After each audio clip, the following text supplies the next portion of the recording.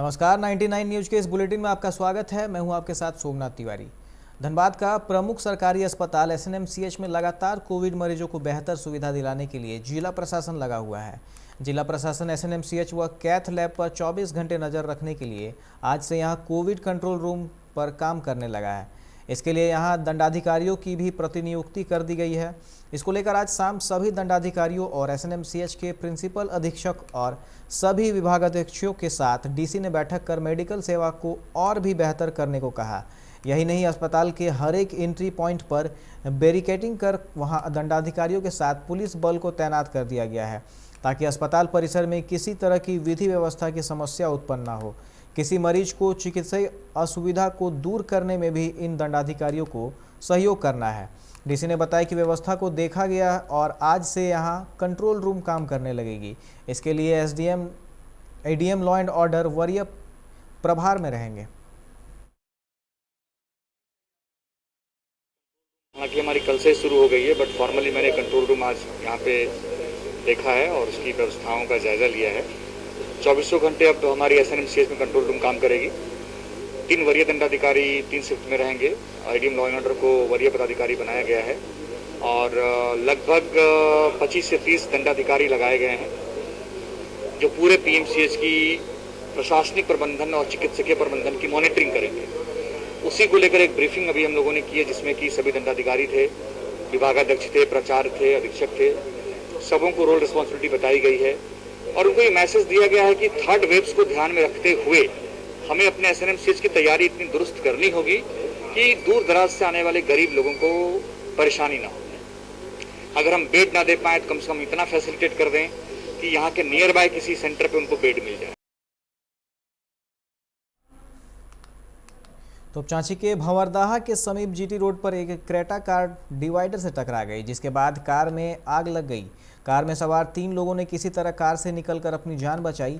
हालांकि इस दौरान आग की चपेट में आकर एक व्यक्ति बुरी तरह से झुलस गया, जिसका इलाज एक निजी अस्पताल में चल रहा है। घायल व्यक्ति बोकारो सेल में कार्यरत है। वहीं घटना में कार पूरी तरह जलकर राख हो गया। धनबाद में कोरोना की दूसरी लहर में 13 दिनों के बाद पहली बार 100 से नीचे संक्रमित मिले। हालांकि रविवार को विशेष जांच अभियान नहीं चलना भी इसकी वजह हो सकती है। बहरहाल संक्रमितों में 42 एसएनएमसीएच में आरटीपीसीआर जांच से चिन्हित किए गए। वहीं विभिन्न अस्पतालों में ट्रूनेट से मात्र 1 संक्रमित की पहचान हुई। 22 संक्रमित रैपिड किट जांच से सामने आए तो निजी अस्पतालों में कोई भी संक्रमित नहीं मिला। रविवार को कोरोना से 6 को मृत घोषित किया गया है। इनमें कटनिया, कतरा, सुदामडी, पाथरडी, पुटकी, सराय ढेला, कोऑपरेटिव कॉलोनी के एक निवासी शामिल हैं। धनबाद के धनसार थाना क्षेत्र अंतर्गत जोड़ा फाटक रोड स्थित कब्रिस्तान में संक्रमित शव को दफनाए जाने पर स्थानीय लोग भड़क उठे और इसका विरोध करने लगे, जिसकी सूचना जिले के उपायुक्त और एसडीओ को भी दी गई। इस बारे में स्थानीय लोगों ने बताया कि कोरोना संक्रमण से मरने वालों को कब्रिस्तान में दफनाया जा रहा है, जबकि आसपास काफ़ी घनी आबादी है। ऐसे में बोरिंग के माध्यम से आने वाला पानी को भी पीने में खतरा महसूस हो रहा है। ग्रामीणों की मांग है कि यहां संक्रमितों के शव दफनाने पर रोक लगाई जाए।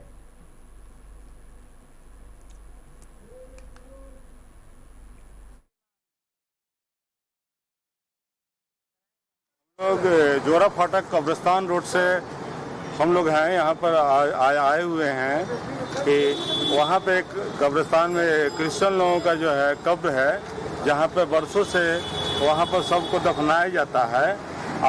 आज भी एक ऐसा माहौल बन गया है कि कोरोना काल में भी जो है लोग वहाँ पर जो है किट पहन कर भी आकर के दफना के चले जा रहे हैं।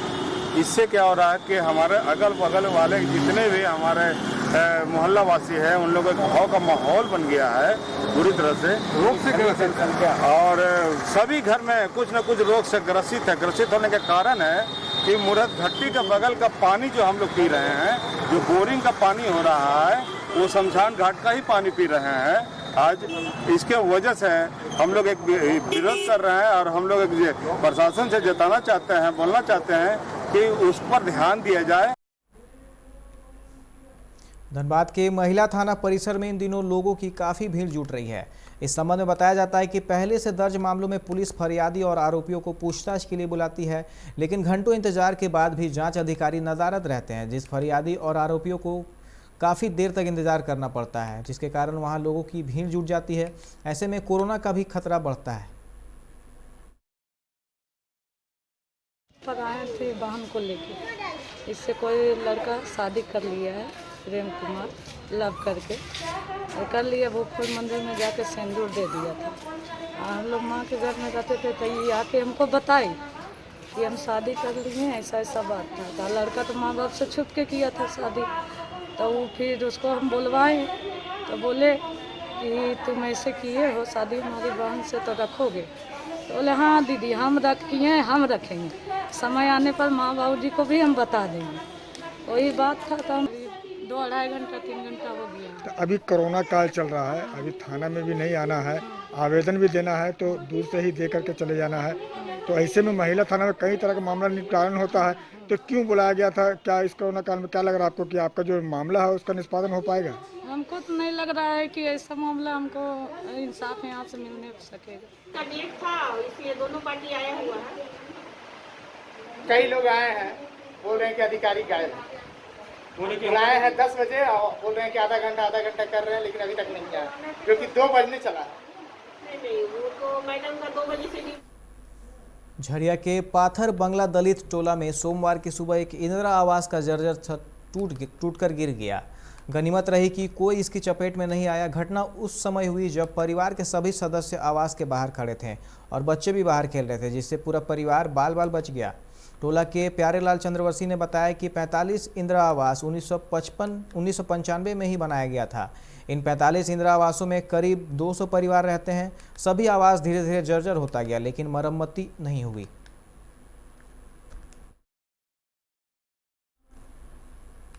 कोरोना संक्रमण की रफ्तार को देखते हुए सरकार ने इसके चेन को तोड़ने के लिए स्वास्थ्य सुरक्षा सप्ताह की घोषणा की है। वहीं बलियापुर में बिजली उपकरण के दुकानदारों ने सरकार द्वारा जारी किए गए गाइडलाइंस को पुरजोर विरोध किया है। उन्होंने कहा कि सरकार को गाइडलाइंस में सुधार करने की जरूरत है और बिजली उपकरण के दुकानों को खोलने की अनुमति दी जाए। अनुमति दी जाए, राज्य सरकार गाइडलाइन के तहत बिजली दुकान की खोलने की अनुमति दी जाए, जिसके तहत ग्रामीण क्षेत्र में देखते हुए अभी गर्मी का मौसम चल रहा है, पंखों की ग्रामीण लोगों को पंखा कूलर जिस प्रकार की आवश्यकता हो उस तरह का इलेक्ट्रॉनिक दुकान खोली जाए। यहाँ पर लाइट वगैरह बल्ब वगैरह का भी दिक्कत होता है आदमी लोग को, तो इलेक्ट्रॉनिक दुकान बंद होने के कारण लोगों को भीषण दिक्कत हो रहा है। ग्रामीण क्षेत्र में सही में लोगों को काफ़ी दिक्कतें हो रही है। हम लोग मार्केट में जो 2 घंटा 3 घंटा निकल रहे हैं, उसमें पब्लिक को जो आज बात समझ में आ रही है हम लोग को बीच में, पंखा कूलर की वाकई में बहुत ज़रूरत है पब्लिक को।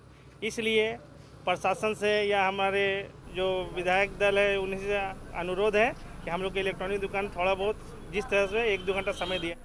सरकार की सख्ती के बावजूद अवैध बालू माफिया नदी घाटों बालू की तस्करी को अंजाम दे रहे हैं। चिरकुंडा में कई ऐसे ठिकाने हैं जहां पर बालू माफियाओं ने अवैध बालू का भंडार भी लगा रखा है।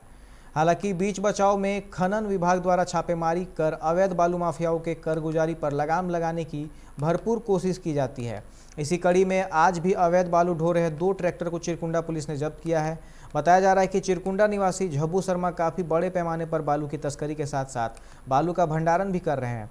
पुलिस ने आज 2 ट्रैक्टर को जब्त तो कर लिया है, लेकिन झब्बू शर्मा जैसे माफियाओं पर पुलिस लगाम लगाने में असफल साबित हो रही है। फिलहाल पुलिस ट्रैक्टर को जब्त कर कार्रवाई में जुट गई है।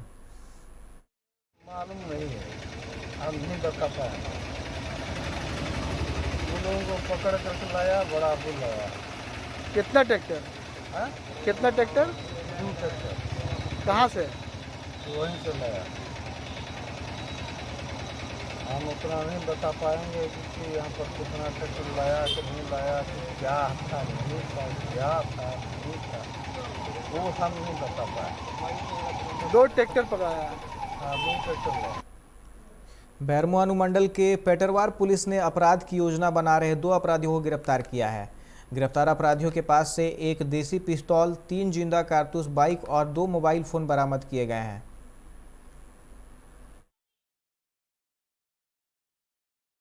गश्ती के क्रम में सूचना मिली थी कि कोई संदिग्ध व्यक्ति चांदो चलकरी रोड में जंगल में घूम रहे हैं जो किसी बड़े घटना को अंजाम दे सकते हैं। जब ये सूचना का सत्यापन के लिए चांदो चलकरी रोड में हम लोग पहुंचे तो वहाँ 2 व्यक्ति शाहजहां अंसारी और छोटे लाल अंसारी ग्लैमर मोटरसाइकिल में थे और हम लोग को देखते हुए वो लोग भागने लगे। भागने के क्रम में धरपकड़ कर उनको पकड़ा गया और गहन पूछताछ में पता चला कि ये लोग कोई घटना को देने के लिए अपने पास देसी कट्ठा और 3 जिंदा कारतूस रखे हुए हैं, जिससे ये लोग बगल के झाड़ी में फेंके हुए थे। और पूछताछ के क्रम में ये लोग बताए कि हम लोग के पास है और बगल में फेंके हैं, तो उसी को हम लोग रिकवर करके लाए भी। और 2 मोबाइल है साथ में, 1 मोटरसाइकिल है। इनका पहले का आपराधिक इतिहास रहा है। जरीडी थाना से ये लोग डकैती के केस में शाहजहान अंसारी गया है और 1 साल के लगभग जेल में रहा था। और कसमार थाना से ये शाहजहान अंसारी और छोटेलाल अंसारी दोनों सगे भाई हैं। सरायकेला के चांडिल में श्री श्याम कला भवन नामक संस्था ने कोरोना संक्रमित परिवारों की सेवा करने का बीड़ा उठाया है। उसी के तहत संस्था ने आज से ऑक्सीजन सेवा का शुरुआत किया है। साथ ही सभी कोरोना संक्रमित परिवारों को भाप लेने वाला मशीन निःशुल्क दिया जाएगा। श्री श्याम कला भवन के सचिव संजय चौधरी ने आगे कहा कि सभी मरीजों के लिए जरूरत पड़ने पर निःशुल्क ऑक्सीजन की व्यवस्था की गई है, जिससे कोई भी मरीज डॉक्टर के परामर्श और अपना आधार कार्ड दिखाने पर उन्हें ऑक्सीजन निःशुल्क प्राप्त कर सकता है। साथ ही ऑनलाइन डॉक्टर से परामर्श की व्यवस्था भी संस्था ने की है। फिलहाल संस्था के पास 3 बड़ा ऑक्सीजन सिलेंडर उपलब्ध है। साथ ही 2 दिनों के भीतर और 5 ऑक्सीजन सिलेंडर आ जाएगा।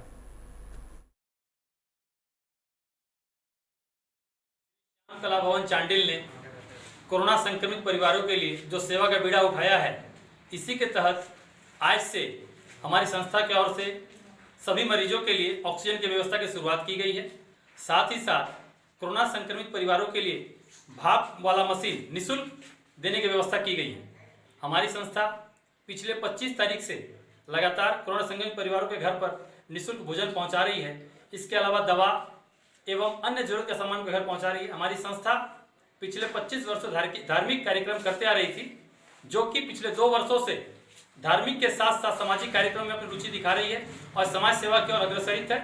जब तक कोरोना कार्यकाल रहेगा, हमारी संस्था हमारे सदस्यों के साथ में मुस्तैदी के साथ मैदान में रहेगी। बंगाल की हाई प्रोफाइल नंदीग्राम विधानसभा सीट पर मुख्यमंत्री व तृणमूल कांग्रेस सुप्रीमो ममता बनर्जी को पराजित करने वाले शुवेंदु अधिकारी को भाजपा ने राज्य विधानसभा में विपक्ष के नेता के रूप में चुना है। बंगाल में पहली बार भाजपा मुख्य विपक्षी दल के रूप में उभरा है। गौर करने वाली बात यह है कि विधानसभा में शुवेंदु अधिकारी उसी दल की खिलाफत करेंगे जिसका एक समय वे अहम हिस्सा हुआ करते थे।